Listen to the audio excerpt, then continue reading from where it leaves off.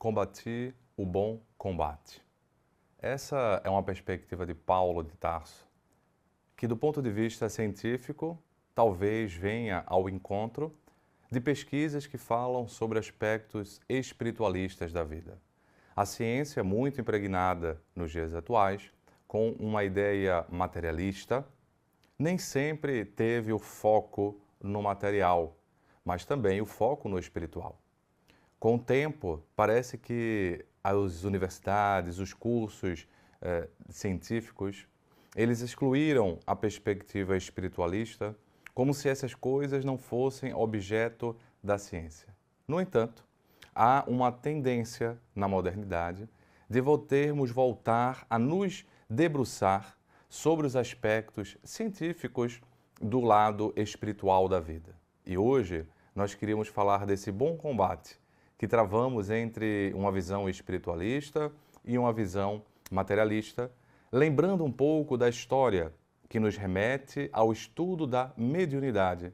A mediunidade como sendo o foco de estudo da ciência, que consegue fazer um debruçamento e um devassamento sobre as questões espirituais. Então, convido você para ficar nesse passeio científico histórico sobre o espiritualismo e também o espiritismo e o materialismo, nesse bom combate que Paulo de Tarso nos lembra.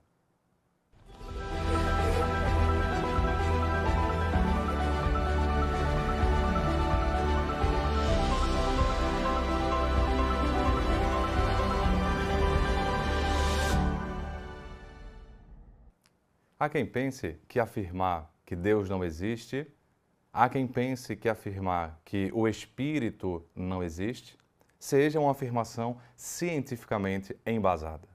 Contudo, para ser uma afirmação cientificamente embasada, ela precisa vir calcada de provas. E até hoje não conseguiu-se provar que Deus não existe.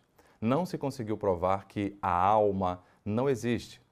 Eles afirmam, os materialistas, que não foi possível provar que Deus existe.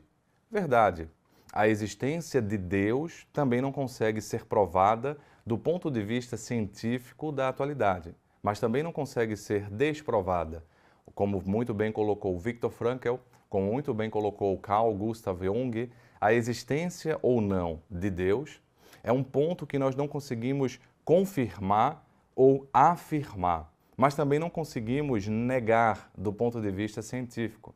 Para acreditar, e veja a palavra acreditar que Deus não existe, é preciso uma dose de fé, é preciso uma dose de crença, porque é uma crença tão dogmática quanto o dogma de que Deus existe. Essa palavra dogma, ela vem inclusive de um período histórico da filosofia, em que os céticos começam a surgir e chamam os estoicos de dogmáticos, porque os estoicos falavam de coisas que, segundo os céticos, não era possível se provar. Então, os estoicos, por exemplo, falavam do panteísmo. Foi a primeira visão panteísta e a grande visão panteísta. Ou seja, de que Deus era o universo, Deus era você, Deus era eu, todos éramos deuses, no sentido literal. Então, essa premissa, segundo a visão cética, era uma premissa dogmática. Por quê? Porque não tinha como ser provada. Porque para essa argumentação, os céticos colocavam uma outra argumentação.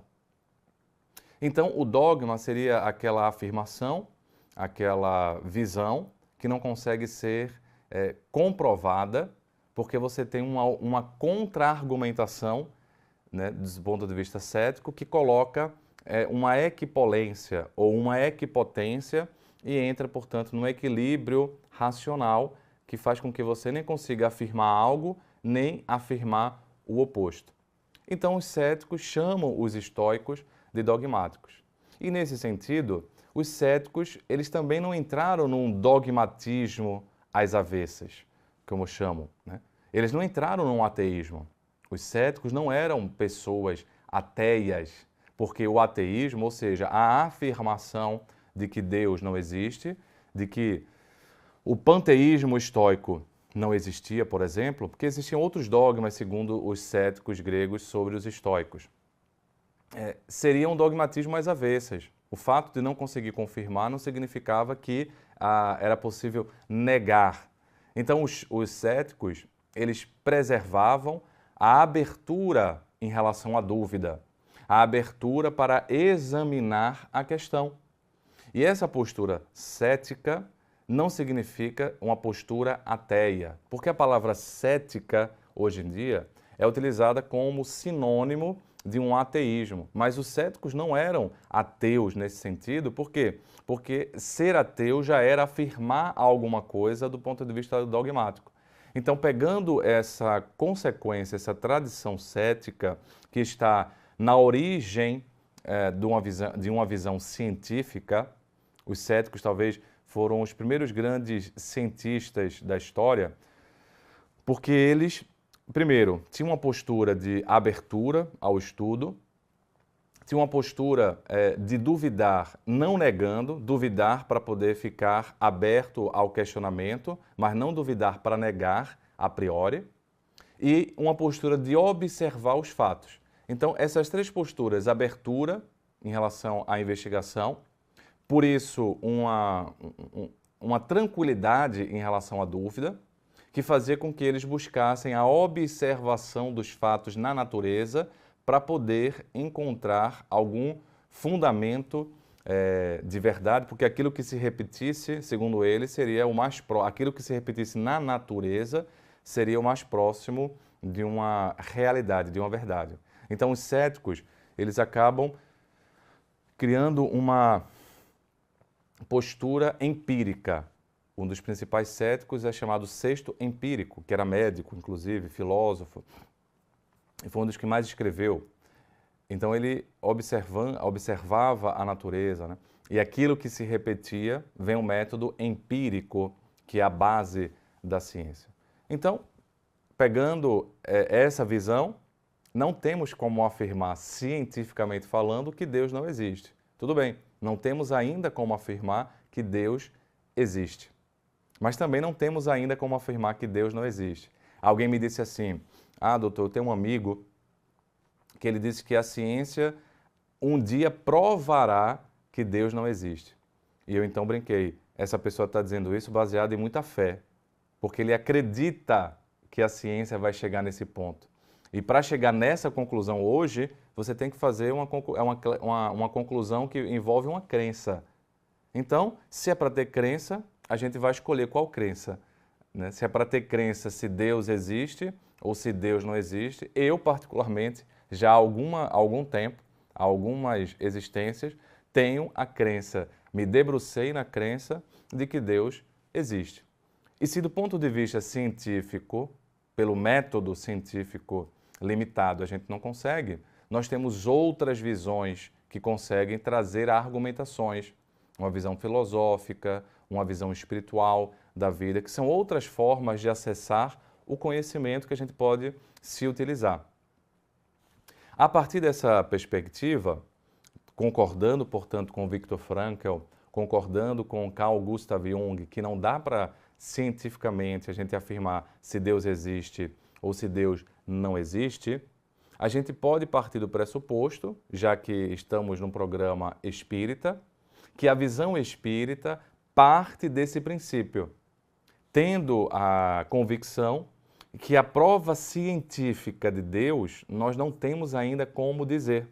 E é por isso que Allan Kardec ele vai trazer que não é fora da verdade que há salvação, porque ele sabe que a doutrina espírita não tem condições de trazer a verdade. Primeiro porque nós não temos o patamar espiritual do ponto de vista de planeta para termos o posse da verdade a partir de teorias. Segundo porque os próprios benfeitores que ajudaram a codificação, nem todos sabem de tudo. Então, alguns não acessam ainda toda a realidade, outros já acessaram e enviaram os seus emissários, né, para poder traduzir. Mas nós não temos a linguagem para poder entender.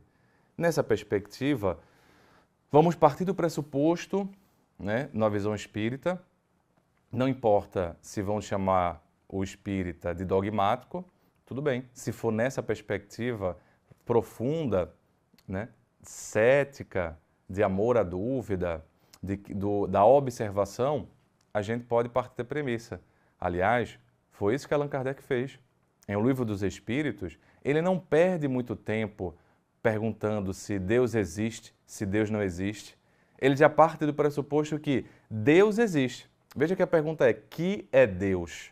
Então, essa pergunta já parte de um pressuposto que os céticos antigos diriam que era um pressuposto dogmático, porque parte de um ponto que a gente não consegue provar, mas ele tendo a ciência dessa impossibilidade, ele não perde tempo se Deus existe ou não. Ele pergunta: que é Deus? Ele vai além, tenta entender a natureza de Deus. Então, entender a natureza de Deus, ou tentar entender a natureza de Deus, já está impregnada nessa pergunta uma visão espiritualista, parte de algum pressuposto. E aí vamos agora ver a segunda questão, que talvez seja um correlato, que seja uma consequência. Porque quando a gente pensa se Deus existe ou não, automaticamente vem a seguinte questão: existe vida depois da morte? Nós temos uma existência depois que o corpo morre? É uma consequência direta dessa pergunta sobre Deus. E aí sim, nós temos uma possibilidade de pesquisar. E essa possibilidade de pesquisar vem a partir da pesquisa sobre o fenômeno mediúnico.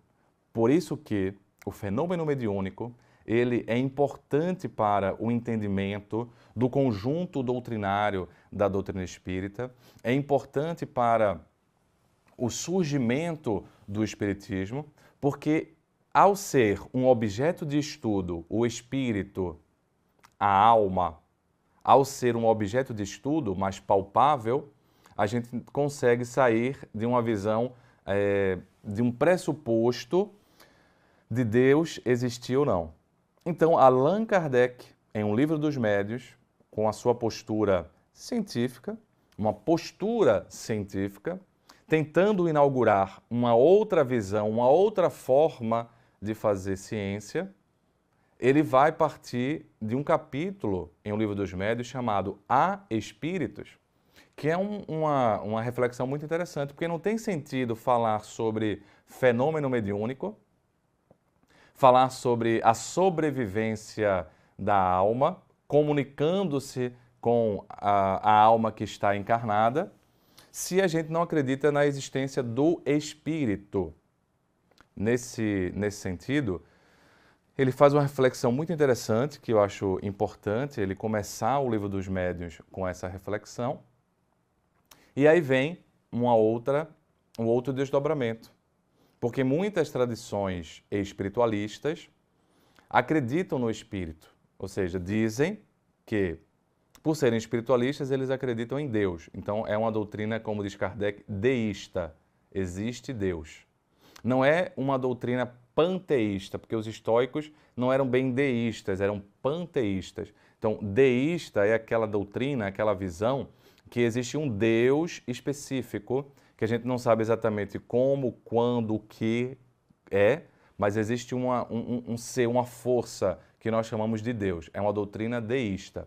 Então, muitas doutrinas deístas, elas são espiritualistas, portanto, e acreditam, como consequência, em algo além da matéria. Então, acreditam no espírito. Mas a grande divergência é, esses espíritos, eles podem se comunicar quando estão desencarnados, ou seja, quando estão no além-túmulo. Essa é uma pergunta que diverge entre as visões espiritualistas, entre as visões que, em geral, a visão espiritualista, ela acabou sendo dominada pela religião, né? Ou seja, quando nós pensamos em alguma coisa de visão espiritual da vida, nós vamos buscar a religião. Mas não foi assim sempre na história. Quando pensávamos antigamente sobre uma questão espiritual, nós podíamos pensar esse tema com uma postura filosófica. Sócrates pensou sobre isso, Platão pensou sobre isso, Aristóteles pensou sobre isso, os estoicos pensaram sobre isso. todos pensaram sobre isso, ou seja, a filosofia pensou sobre isso. Então, esse pensamento sobre o espiritualismo, a existência do espírito, o que existe depois da morte, ficou patrimônio da religião com o tempo. Mas na origem não era só da religião, era também da filosofia. Só que a forma de pensar da filosofia foi uma forma sui generis, ou seja, uma forma inteiramente nova do que a forma de pensar mítico-religiosa, simbólica, dos primeiros tempos, por exemplo, da mitologia grega, das primeiras religiões. A filosofia inaugura uma forma de pensar sui generis. E essa forma de pensar filosófica, como eu já coloquei no início do programa, ela vai desencadear uma forma de pensar científica. Uma forma de pensar que procura provas, não só na argumentação, entendeu? Porque a prova religiosa, a prova do pensamento religioso, ela se dá muito na argumentação. A prova do pensamento filosófico também se dá muito na argumentação, nas narrativas. Sendo que o objeto, a forma de pensar religiosa, tem uma característica mais mítica, simbólica e parte de algumas afirmações, né? Por exemplo, Deus existe. Agora, vamos tentar entender o que é Deus. Vamos tentar entender o que é Deus. Vamos tentar entender a natureza. Talvez, do ponto de vista filosófico, essa também, com o tempo, passou a ser uma afirmação que não fosse possível se fazer, porque a filosofia ficou muito vinculada à questão de como perguntar, né? A visão filosófica, a visão religiosa tem a ver mais com a capacidade de acreditar.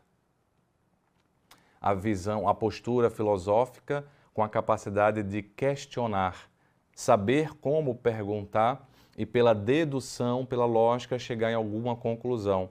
E a visão religiosa não necessariamente é pela dedução, às vezes é pela crença em si, eu sei porque sigo. Essa, ao longo do tempo, foi a tradição, a forma de se pensar. E a forma científica de pensar, ela traz algo a mais. Ela não só questiona, mas ela coloca à prova, ela testa. Então, veja que são formas de pensar e isso acabou levando com que temáticas ficassem como se fossem excluídas. Então, nessa perspectiva, todo tema que não foi vinculado à matéria acabou tentando ser excluído pela ciência, quando os pensadores começaram a chamar assim, na epistemologia, esse é o campo de conhecimento filosófico científico, a construção do conhecimento. Começaram a dizer, olha, não dá para provar algumas coisas, então esse aqui não é tema da ciência. Esses temas são metafísicos, são temas da filosofia, são temas da religião, mas não é tema da ciência. E, de fato, durante um tempo, eles não pesquisaram. Vem, então, um momento que Allan Kardec está vivenciando, quando está entre nós, que tem uma ebulição de fenômenos que vinha um pouco antes dele, né, em algumas partes do mundo, mas que na época dele e logo depois dele ficou uma ebulição, porque os fenômenos foram muito intensos e foram de uma forma mais física. E aí, quando a gente estuda o fenômeno mediúnico, a mediunidade, a gente pode ter dois tipos assim de testes, de comprovação, né, da existência. A gente pode pensar nas informações que são dadas, e a gente pega então as informações e vai comparando, vai vendo se outras pessoas disseram ao mesmo tempo, vai verificando se existem provas do que se diz, vai verificando a cultura do médium, por exemplo, daquele que foi intermediário. Então vai utilizando a informação. E existe um outro tipo de fenômeno, que nós chamamos de fenômenos mais físicos, que tem a ver com materialização, por exemplo, em que a gente, às vezes, tem pouco conteúdo de informações filosóficas, religiosas, qualquer que seja, mas tem a possibilidade de palpar, fica mais palpável. Só que esse que fica mais palpável, você vai precisar muitas vezes ver, né? E aqueles que estão presentes numa reunião, eles acabaram estudando. Foi isso que aconteceu.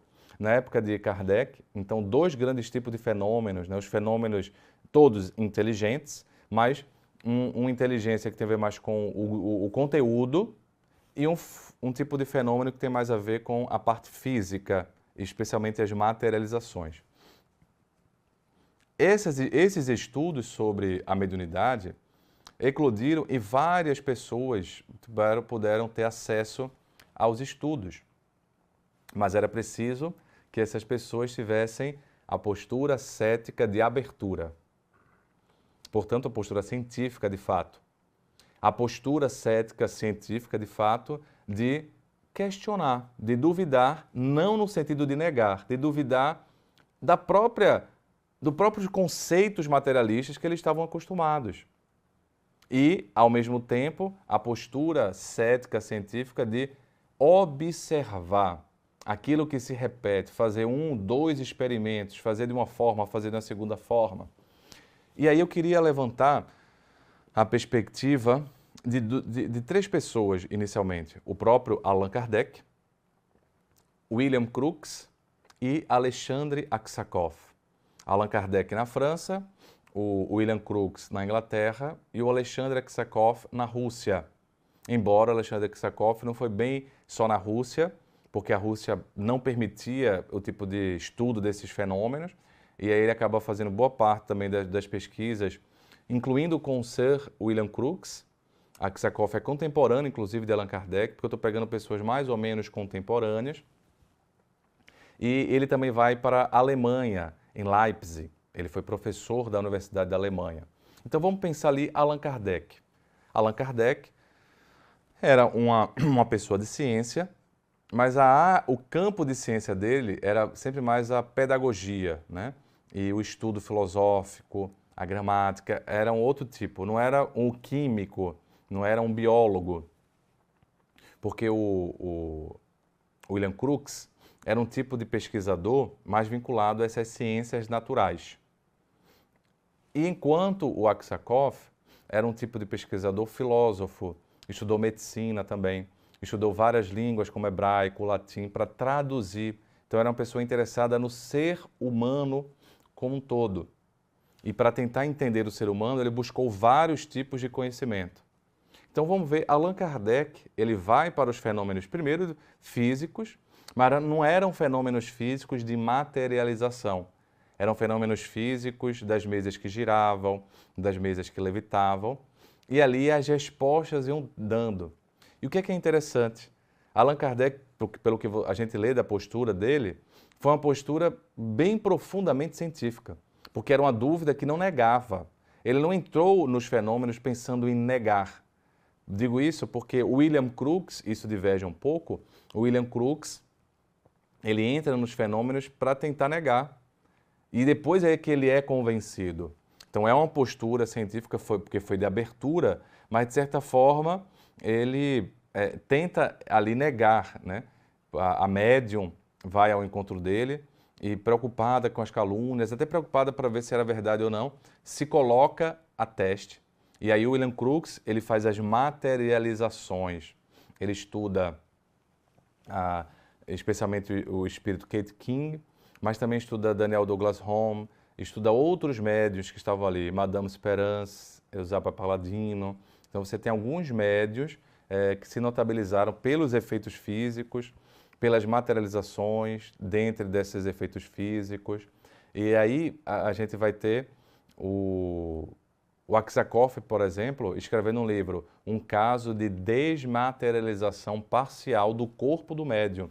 Então, ele participou, inclusive, dos casos de William Crookes, mas o Aksakov, ele tinha também uma postura filosófica, né? Não era das ciências naturais. Ele estudou medicina, mas, pelo que me consta, não chegou a terminar o curso, era mais como um curso livre para entender mais o psiquismo humano, para entender mais o ser humano. Então, Allan Kardec é interessante porque rapidamente ele percebe que os fenômenos físicos, embora sejam mais comprobatórios, aqueles que assistem, eles podem testar aqui e acolá, e são mais comprobatórios, né, porque não tem como o cara negar, é ver, né? Não tem uma argumentação que pode mudar a narrativa, mas ele percebe que o conteúdo é pequeno, e aí ele vai mudando o método para trazer essas informações, e a psicografia, a psicofonia se tornam as principais formas dele conseguir angariar essas informações. Então, ele vai ter acesso a um código de informações muito mais profundo, muito maior, porque vai tocar em temas filosóficos, religiosos, enfim, uma série de narrativas que ele vai fazer o quê? Comparar o conteúdo. Então ele vai pegar uma postura cética, de ver a universalidade dos ensinos dos espíritos, é uma postura cética, ou seja, ver aquilo que se repete. Mas, ao mesmo tempo, é uma postura também eclética, ecletismo também de escola filosófica, né? O ecletismo, ele pegava várias teorias e tentava comparar e ver aquilo que estava em comum.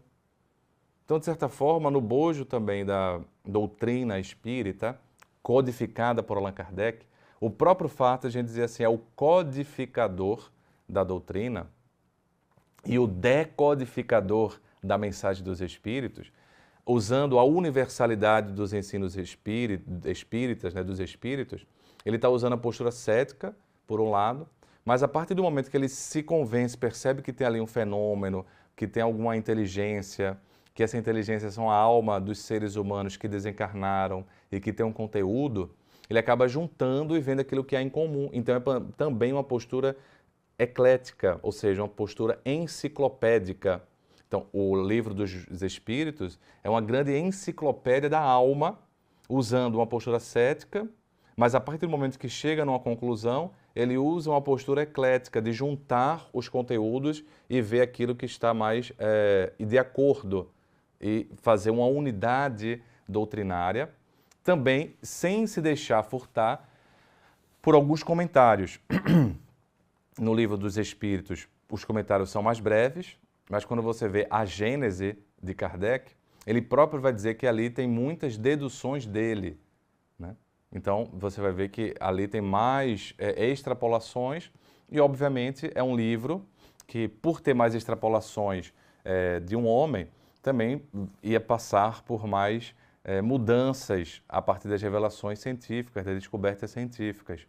Mas o livro dos Espíritos, ela tem essa tendência diferente, tem menos deduções de um homem e mais a junção da postura científica, cética, nesse sentido que falei até agora, eclética, nesse outro sentido que falei, para juntar. Não o ecletismo, que seria assim, vou juntar tudo e formar ali uma mistura, não. Ele não vai dizer que é um novo catolicismo, que é um novo protestantismo. Ele vai dizer que é um novo espiritualismo. E para esse novo espiritualismo, ele vai colocar o nome espírita, espiritismo, espiritista. Vai trazer um novo nome dessa visão cética, eclética, para reunião daqueles conteúdos dos espíritos. Aksakov, Crookes, eles ficam mais nos fenômenos físicos.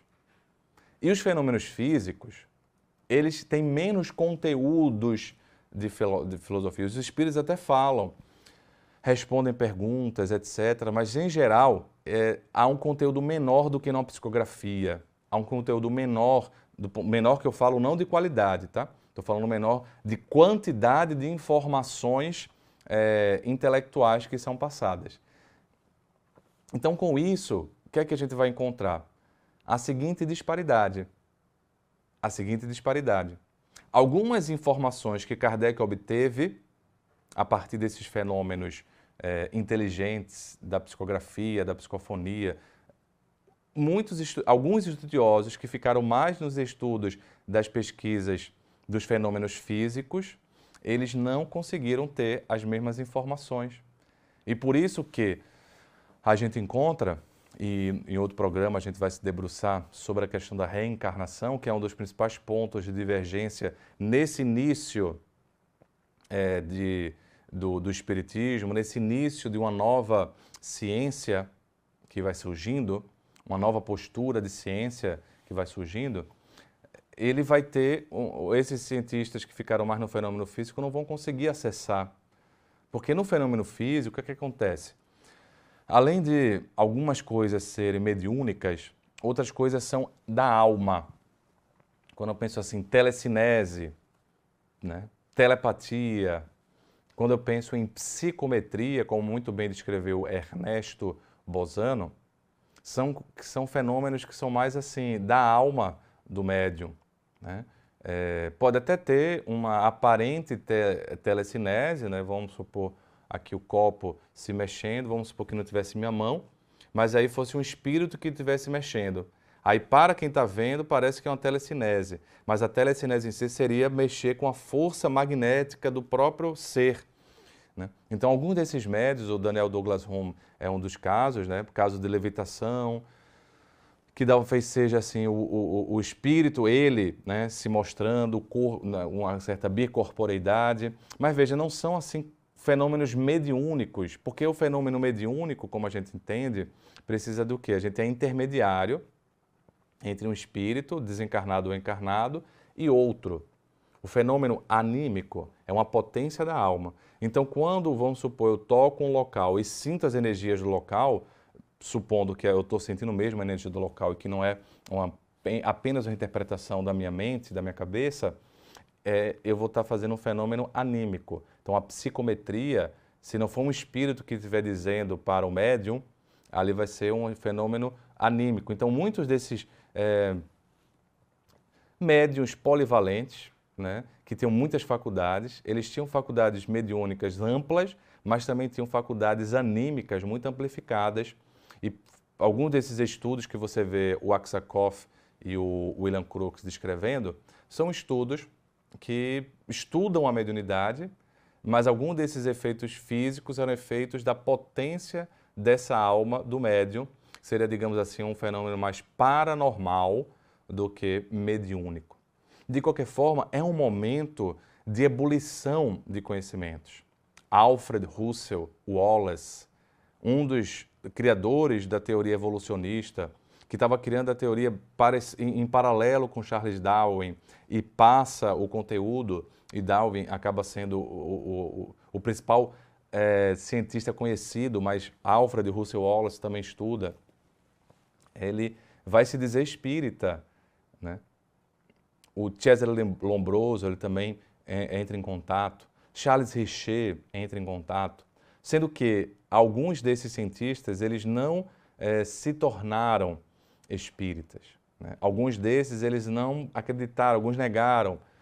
Outros acabaram trazendo uma nova doutrina, uma nova visão. A metapsíquica, por exemplo, do Charles Richer, uma mente notável, mas que é, uma certa forma, meio assim, uma visão meio científica demais, sabe? E aí acaba tentando encontrar explicações mais científicas, uma nova abordagem científica, mas não traz ali uma visão como Allan Kardec conseguiu trazer. Não é à toa, portanto, que o Arthur Conan Doyle, no livro A História do Moderno Espiritualismo, ele vai dizer que o espiritismo francês, né? O moderno espiritualismo francês. Por quê? Porque nem todos os conteúdos kardecianos estavam sendo, digamos assim, aceitos pelos outros pesquisadores, porque às vezes eles não tinham acesso.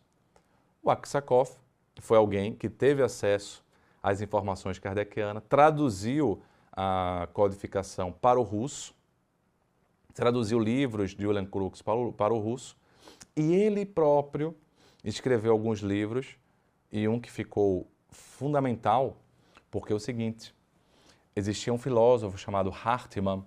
Hartmann foi discípulo de Schopenhauer, e Hartmann dizia que esses fenômenos ou eram charlatanismo ou eram animismo. Eram produzidos pela força do médium. Então era uma paranormalidade, como eu também expliquei. O Aksakoff, ele escreve uma obra fenomenal, né, grande, chamada Animismo e Espiritismo, para combater essa visão. O Aksakoff era um polemista enorme, polemista no sentido de ter coragem de ir na polêmica, e travava discussões, mas ele diz o seguinte, né, muito parecido com o que o William Crookes dizia. O William Crookes, depois dos estudos, apesar de começar pensando em negar, né, assim, não vou estudar porque eu vou provar que não existe. Ele, aberto, cientista de fato, o cientista de fato é tão aberto que muda a opinião diante dos fatos. A maior parte das pessoas não faz isso. A maior parte das pessoas quer mudar os fatos para manter a opinião. Essa não é uma postura científica, essa é uma postura pseudocientífica. A ciência, de fato, ela tem que ficar com o fato e entender e até mudar a opinião a partir do fato. Então, William Crookes é um cientista no seu termo mais bonito da visão, porque ele muda, ele percebe e essa mudança traz uma série de consequências para ele, mas ele fala, não digo mais isso é possível, digo isto é real. O Aksakov, ele já estava ali inclinado, né, para uma visão espiritualista, etc., mas ele se convence, ele se torna espírita, não só espiritualista, ele se torna espírita no final da sua existência e vai dizer, olha, a única coisa que eu tenho feito é compartilhar aquilo que eu vi, pesquisei, aquilo que eu consegui perceber, aquilo que eu vi. Então ele também faz as pesquisas semelhantes ao William Crookes, em Oswald Paladino, pesquisa Daniel Douglas Home, eles se conheciam, pesquisa a Madame d'Espérance. Então são pessoas que se abriram. Outros nem se abriram a estudar.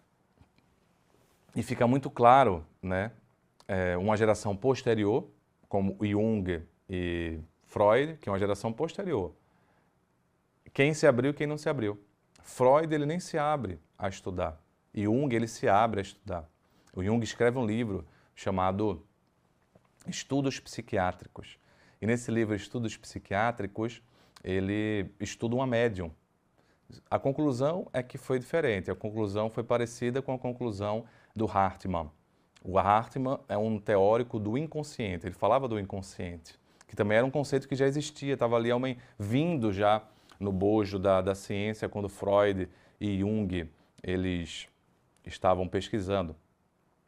O Jung vai concluir que é uma histeria, vai concluir que aquela mediunidade era um caso de transtorno dissociativo. Mas ele, pelo menos, se abriu, né? A obra dele colocou ali esse pano de fundo de uma visão espiritualista.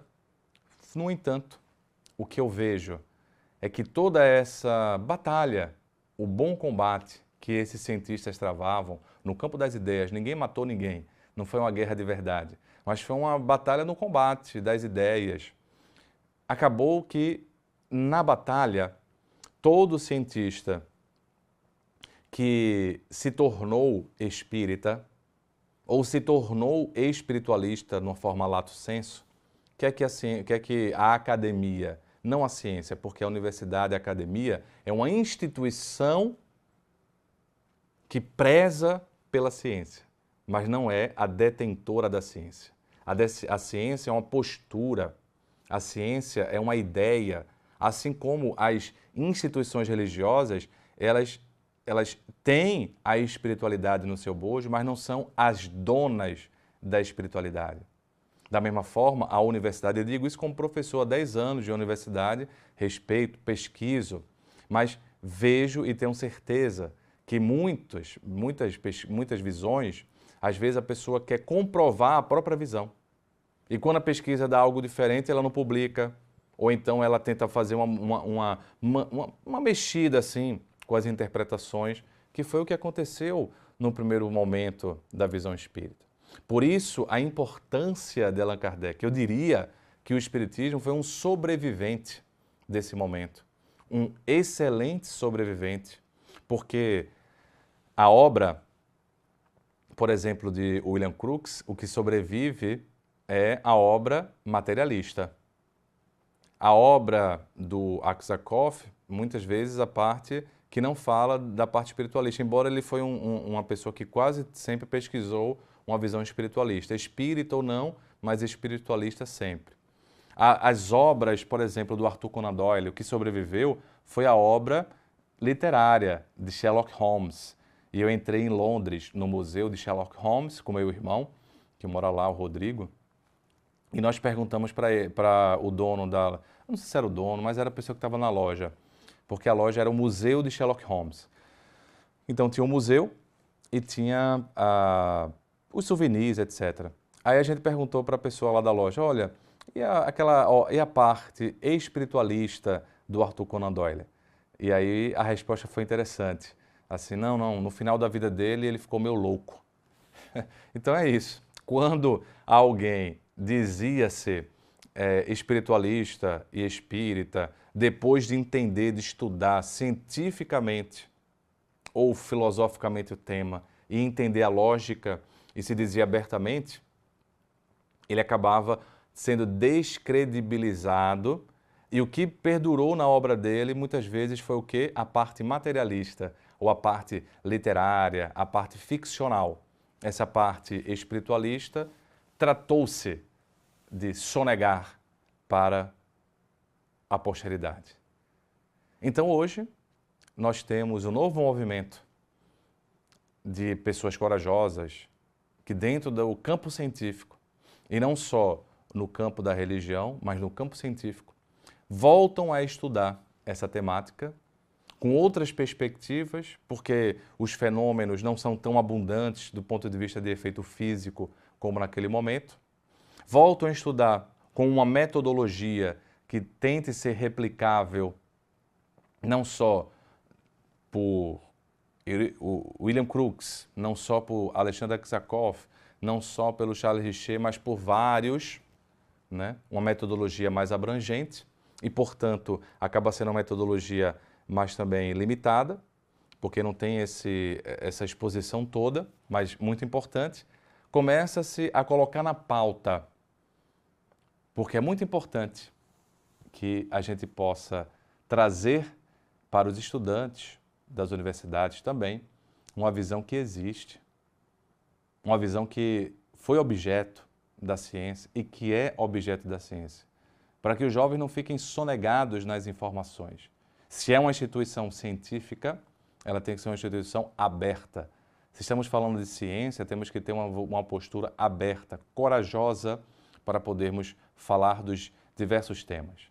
E aí, pensando aqui nos espiritualistas espíritas, nos espiritualistas simpatizantes do espiritismo que estamos aqui na TV da Mansão do Caminho, eu acho interessante que nós não pensemos que o nosso combate é com alguma outra visão espiritualista. O combate é contra o materialismo. Kardec foi quem disse isso. A nossa guerra é contra o materialismo, é contra o orgulho, o egoísmo. Nesse sentido, o bom combate não é combater os materialistas, é combater a ideia materialista. Porque combater a ideia materialista é combater o materialismo que há dentro de nós, é combater o egoísmo que há dentro de nós, é combater o orgulho, o excesso de vaidade que há dentro de nós. Porque, de certa forma, muitos desses cientistas daquele momento eram abertos ao espiritualismo, mas tinham muita vaidade ainda dentro, que achavam que a opinião deles era a última palavra. Foi um momento necessário, importante, mas hoje o momento da pesquisa é da mudança interna. O combate ao materialismo é o combate do materialismo interno, para que a nossa vida reflita aquilo que a gente acredita. Para que a gente não só rasgue o espírito, corte o espírito, pese o espírito, né? Maltrate o médium com as pesquisas, mas que a gente se torne intermediário de uma mensagem divina, espiritualista. E aí é uma outra forma de comprovação, uma forma de comprovação que a vida vai nos levando. Então, quando uma jovem evangelizadora me falava assim, Léo, mas a gente perdeu fulana para tal religião, porque ela se converteu para tal religião. Eu dizia assim para ela, não, a gente não perdeu. Perder seria se ela tivesse se convertido para as drogas, se tivesse virado traficante de drogas, porque eu estou falando de um centro que ajudava, em que alguns jovens se perdiam para as drogas, iam virar gaviões, né, do tráfico de drogas. Ela mudou só de religião, continuou espiritualista, está com a ferramenta para poder matar o espiritualismo dentro de si e transformar-se. O pior é como aquela jovem espírita, se tornando estudante de medicina, me dizia assim, Léo, a medicina me deixou decepcionada e descrente. Veja que paradoxo. A medicina deixa alguém decepcionada e descrente. Provavelmente essa jovem espírita teve contato, e eu sei disso como professor, teve contato com uma medicina materialista. Sonegaram dela a informação de que a alma também é importante, a fé também é importante. E com isso, o curso acabou sendo um curso decepcionante. E quando nós estamos decepcionados, nós ficamos escravizados pela falta de esperança. O materialismo escraviza, o espiritualismo liberta, porque o espiritualismo dá esperança. E a guerra que vem sendo travada no campo das ideias é uma guerra que visa manter o materialismo vencendo para matar a esperança nas pessoas. Porque, como disse um professor, se a esperança é a última que morre, se nós não temos esperança, nós já morremos em vida. E morrendo em vida, nós não fazemos nada. Nós ficamos paralisados, massificados, sem esperança de mudar. Que a gente possa combater o bom combate, lembrando dessas pesquisas pioneiras sobre a mediunidade, mas pegando o que Kardec pegou, a ideia filosófica que transforma a nossa vida. Muita paz para você. Até a próxima.